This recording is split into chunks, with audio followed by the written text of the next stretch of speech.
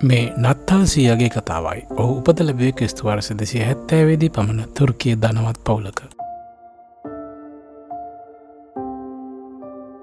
කුඩා කල සිටම අන් අයට උදව් කිරීමට දැඩි කැමැත්තක් දැක්වුවා.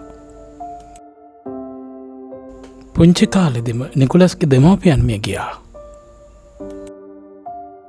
ඔහු විශාල ධනස්කන්ධයකට හිමිකම් පෑවා. ඔහු එම ධනය දුප්පතුන් අතර බෙදා දීමට කැමති වුණා.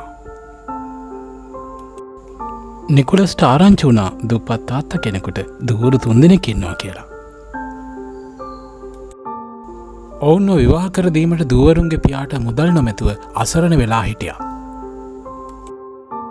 නිකුලස් රහසින් ඔවුන්ගේ නිවස ළඟ මුදල් තැබුවා. ඔහු අවස්ථා කීපයකදීම එසේ කළා. ඔහු පූජකතුමකු වී පසුව රදගුරුතුමකු බවටද පත් වුණා. රදගුරු වරයෙකු වූ පසු එතුමා ගැඹුරු යාඥා ජීවිතයකට ඇතුළු වුණා. නිකුලස්තුමා මියගිය දෙසැම්බර් 6 වැනි දිනකයි. එම නිසා යුරෝපයේ බොහෝ රටවල් දෙසැම්බර් 6 වනදා ශාන්ත නිකුලස් දිනය ලෙස සමරමින් ළමයින්ට තෑගි දීමට පුරුදු වුණා.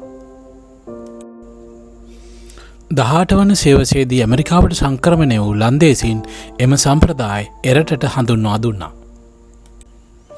රතු ඇඳුම සහ සුදු රැවුල සහිත අද අප දකින සැන්ටාගේ රූපය වඩාත් ප්‍රචලිත වූයේ 19 වන සේවසේදීය.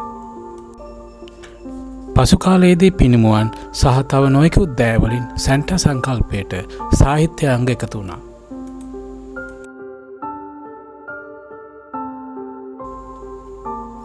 ශාන්ත නිකුලස් මුනිදුන්ගේ කතාවෙන් අපට උගන්වන්නේ දීමෙහි ඇති සතුටයි.